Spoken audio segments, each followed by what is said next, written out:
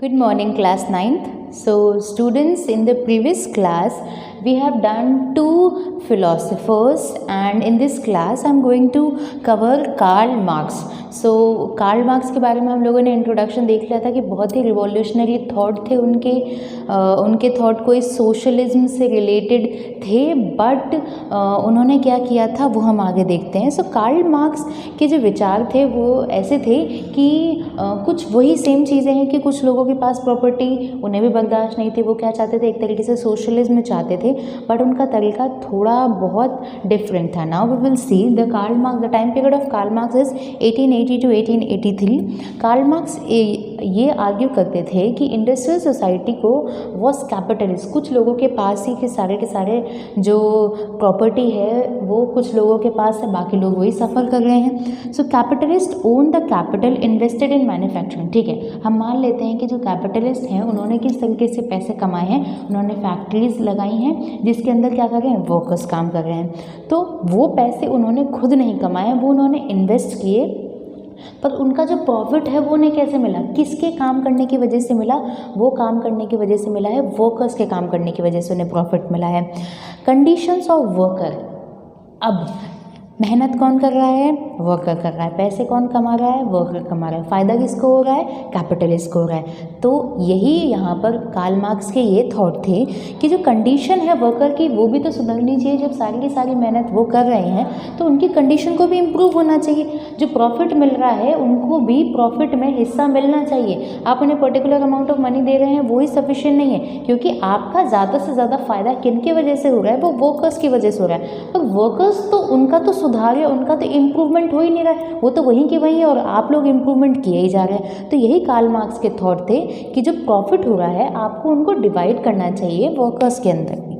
Now workers को क्या करना चाहिए, अपनी जो इम्प्रूवमेंट है उसको सुधारने के लिए कैपिटलिस्ट मीन्स जिनके पास प्राइवेट प्रॉपर्टी है उसको बिल्कुल ओवरथ्रो कर देना चाहिए. और रूल ऑफ जो प्राइवेट प्रॉपर्टी, कुछ लोगों के पास प्राइवेट प्रॉपर्टी है उसका एक तरीके से कैंसिलेशन करते हुए अपने आप को आज़ाद कर देना चाहिए. कैपिटल एक्सप्लोटेशन जो हो रहा है आपका, जो आपको एक तरीके से परेशान किया जा रहा है, कुछ लोगों के पास ही मनी हो रहा है, परेशान हो रहे हैं, उसको देखते हुए वर्कर्स को एकजुट होना चाहिए, अपने आप को कंस्ट्रक्ट करना चाहिए एंड एक रेडिकली सोशलिस्ट सोसाइटी की फॉर्मेशन करनी चाहिए कि all the property would be socially controlled. कि सारी की सारी प्रॉपर्टी कुछ लोगों के हाथ में न रहकर वर्कर्स अपने आप को खड़ा करें और वर्कर्स अपने हाथ में वो प्रॉपर्टी ले, ताकि एक तरीके से जो प्रॉपर्टी है उसका सोशली डिवाइडेशन होना चाहिए. तो पहले हम लोगों ने देखा कि जो पहले के जो हमारे थॉट्स थे, जो हमारे पहले के जो विचारक हम जिसे बोलते हैं, जो हमारे फिलोसफर्स थे Robert Owen and Louis Blanc, उन्होंने एक तरीके से कोऑपरेटिव सोसाइटी की मांग की थी. बट यहाँ पर एक तरीके से रेडिकली चेंज आ रहा है कार्ल मार्क्स के थॉट में. उन्होंने कहा है कि वर्कर्स को खुद खड़ा होना चाहिए, ये नहीं वो वेट कर रहे हैं कि सभी का भला हो और फिर गवर्नमेंट और आके एक तरीके से कोऑपरेटिव कम्युनिटी बनाने के लिए आगे आए. बिल्कुल नहीं, वो कह रहे हैं कि वर्कर्स को अपने हाथ में सारी की सारी पावर्स खुद ही ले लेनी चाहिए. तो एक रेडिकली चेंज लाना चाहते थे सोसाइटी के अंदर, और इनके थॉट बहुत ज़्यादा काम आए थे उस टाइम पर. बहुत ज़्यादा लोगों ने इनकी बात को फॉलो किया था. Now we will discuss our next topic which is support for socialism. So let's start. Support for socialism. तो हम इस पॉइंट के ज़रिए ये देखेंगे कि एक तरीके से सोशलिज्म जो हमारी थॉट थे वो पूरे के पूरे यूरोप में फैल चुके थे, and socialist idea spread out हो चुका था पूरे यूरोप में. एंड सेकेंड इंटरनेशनल से एक सोशलिस्ट की फॉर्मेशन हो गई. सेकेंड इंटरनेशनल मतलब ये एक एसोसिएशन मान लेते हैं जो कि किसके खिलाफ है, कैपिटलिस्ट के खिलाफ. कैपिटलिस्ट मतलब कुछ लोगों के पास सारी की सारी प्रॉपर्टी है, और सोशलिज्म का मतलब है कि सभी का विकास होना चाहिए, किसी एक के पास ही प्रॉपर्टी नहीं होनी चाहिए. दैट्स वाई इसे हम सेकेंड इंटरनेशनल बोलते हैं.